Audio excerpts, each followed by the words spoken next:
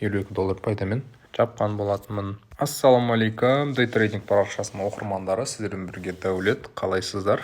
Мен қазір сіздерге өзімнің 2025 жылы трейд жасаған туралы айтып көрсетіп кетем. Қаңтардың 4-іне мен депозитке $500 салдым. Соны қазір трейд жасаған қандай инструменттермен, қандай позицияға ашылды және қанша ақша тапқан туралы көрсетіп айтып кететін боламын. MetaTrader 5-ке кіреміз. Мінекей көріп тұрғандарыңыздай, ең бірінші баланс $500 деп тұр. Депозитке $500 салынған 4 қаңтарда. Содан кейін основном биткоинға лонговый позициялар ашылған. Осындай кішкентай лоттармен кішігірім движениялар ұстаған болатынмын. И пайда $52 болған. Осы күнге $52 пайдамен жапқан болатынмын. Сол екінші күнгі, үшінші күнгі қанша пайда, қандай позицияға ашылған, қандай инструментпен тұрғызылған, трейд жасалған туралы айтып кетем.